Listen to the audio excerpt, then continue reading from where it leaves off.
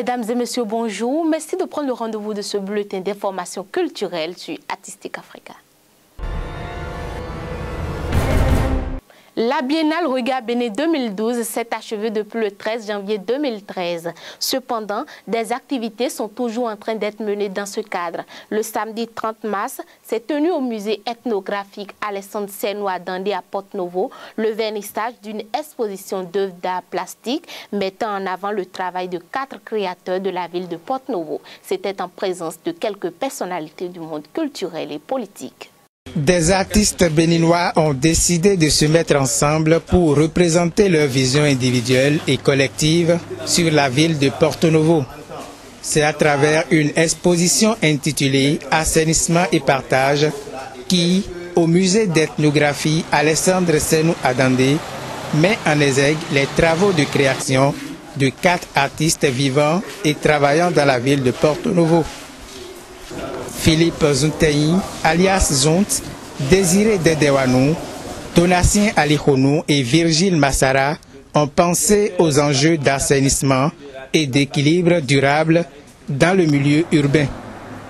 Ainsi, dessins, sculptures en ferraille et en sachets plastiques sont utilisés pour jeter un coup de projecteur sur la pollution dans les grandes villes. Une initiative que les différentes allocutions à ce vernissage n'ont pas manqué de saluer. Le développement d'une nation ne saurait être une réalité sans la contribution effective de nos chers artistes qui s'échinent beaucoup pour mettre en valeur la culture et l'art. Recevez au nom du ministre Jean-Michel Abimbola, ministre de la Culture, empêcher mes encouragements et mes sincères félicitations pour votre engagement. Le Bénin avait normalement inscrit ce projet au titre des projets de la Biennale Regard Bénin. Malheureusement, les tergiversations et les petits conflits dont nous sommes familiers au Bénin en ont décidé autrement. Je voudrais, au nom de l'association Regard Bénin, de ses partenaires et au nom de tout le personnel d'Artistique Africa, dire bravo aux artistes dont le mérite se voit. La qualité du travail produit est remarquable et je les invite à plus de solidarité entre professionnels.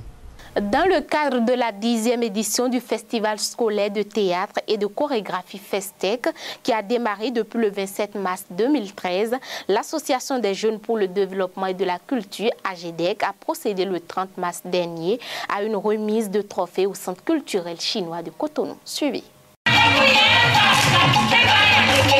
Faire naître en de jeunes âmes la passion pour l'art.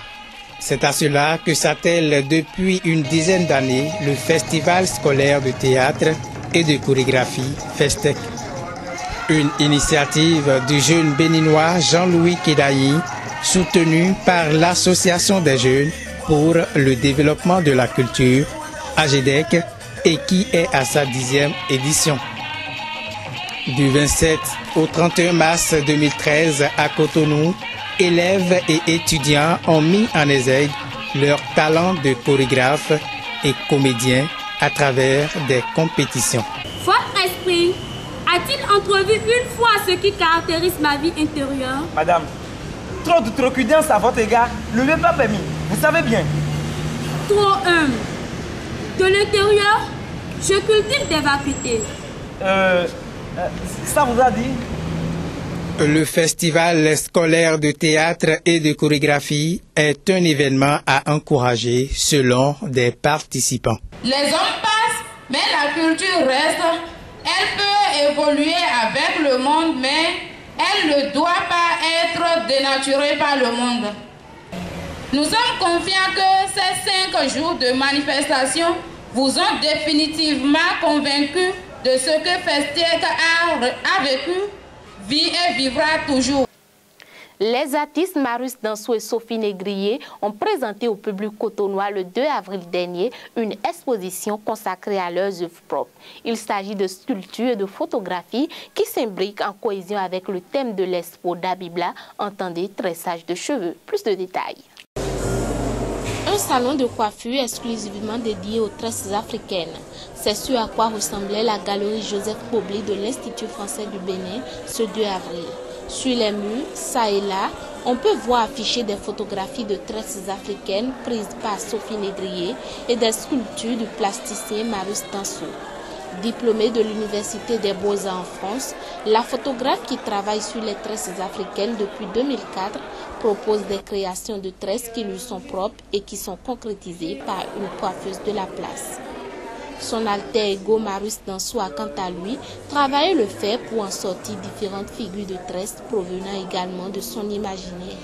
Ici, il n'est nullement question de créer une homogénéité, plutôt une rencontre de regards pluriels et innovants sur l'artisanat, voilà de la tresse en Afrique au sud du Sahara.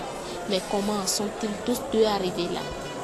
C'est un travail en duo de moi et de Sophie Négrier, la photographe. Donc ce qui s'est passé vraiment, c'est chacun qui travaille dans son coin, c'est-à-dire dans son parcours.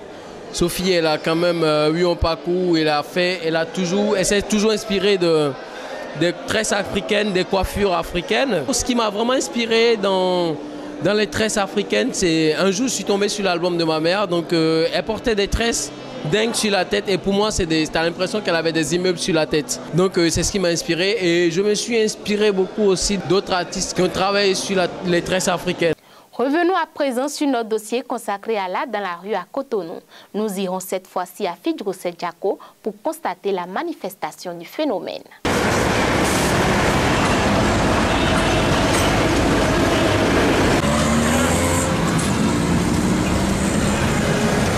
L'œuvre d'art n'attend plus forcément dans son coin que les admirateurs aillent à sa recherche. Ils se lancent plutôt à leur poursuite dans la quête de visibilité. Ici, au quartier Fidjro-Sedjako à Cotonou, plusieurs rues hébergent des œuvres d'art sur option des artistes. Un choix qui se trouve parfois être une contrainte. J'ai choisi la rue pour exposer parce que je n'ai pas encore le moyen d'avoir une boutique exposée dedans. Donc, je me montre au peuple sur la rue. Je préfère exposer mes œuvres seul parce que même si j'expose à la galerie, ce que je veux, c'est-à-dire que si j'expose à la galerie, je ne vais pas me montrer, c'est-à-dire le peuple où les gens ne vont pas me connaître. Les risques que je peux dire que nous exposons au bord de la voie, ça fait que nos œuvres n'ont pas d'importance. On sait que nos œuvres n'ont pas d'importance, que si tu as une boutique et tu exposes dedans, ça donne une valeur à ce que tu fais. Les événements culturels à venir à présent. Voici pour vos rendez-vous culturels.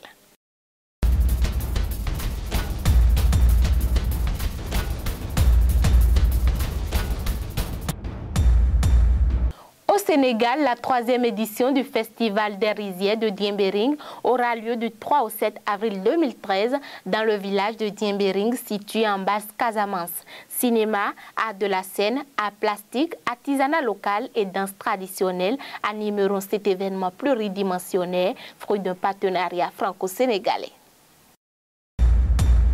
Il y aura exposition collective de l'artiste plasticienne congolaise Rose Bat Makumbu du 7 au 13 avril 2013 sur l'espace culturel Katara Plage à Qatar. Gagnante du trophée Edmonia lors du premier gala Reine et Héroïne d'Afrique, Rose a toujours accordé une grande importance à la question du sens dans l'art et du rapport entre l'artiste et son public. La 14e édition du Festival Cinéma d'Afrique d'Angers va se dérouler du 16 avril prochain en France. Au programme des films inédits de toute l'Afrique. Un rendez-vous placé sous le signe de l'échange qui va permettre aux participants de rencontrer des réalisateurs et des artistes africains. Pendant une semaine donc, venez donc vibrer au rythme de l'Afrique à travers de projets de jeunes, des expositions, du théâtre, de la musique, des concerts et des contes. En France toujours, l'exposition Vodun Vibes présente les grands as du travail de l'artiste plasticien togolais Etchi à partir du 13 avril prochain. Il s'agit d'une exposition qui, selon ses auteurs, investit différentes formes artistiques, des arts plastiques à la danse, en passant par la photographie, trouve sa légitimité dans la nécessité d'exprimer et d'accentuer l'émotion profonde du Vodun dans sa vie, la crainte, la protection, la gratitude et la grandeur de Dieu et de ses ancêtres. Page magazine pour finir, le vendredi 29 mars dernier, Alou Bindine, metteur en scène, directeur de l'École internationale de théâtre du Bénin, a offert au public cotonois le complexe de Thénardier, une pièce écrite par José Plia. Savourez-en un extrait. Alors, les fonds de la guerre, on s'imagine toutes sortes de choses. On s'imagine une bonne à tout faire. Il y a beaucoup de frères. On rêve d'entretien, de lavage. Et même si c'est pas vrai, on rêve. Madame, s'il vous plaît, c'est pas sérieux. Venez, madame.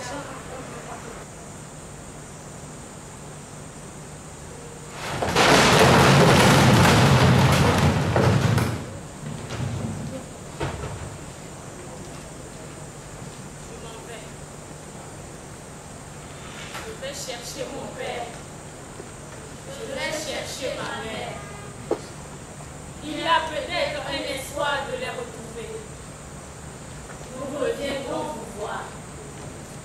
Je le promets. Je voulais dire aussi, j'ai peut-être menti. Je ne sais plus. Je ne sais plus si je l'ai vu. Le soldat bleu ou bien rêvé. Mon beau soldat aux cheveux bleus et à l'accent. C'est ici que se referme ce bulletin d'information que je vous remercie d'avoir suivi.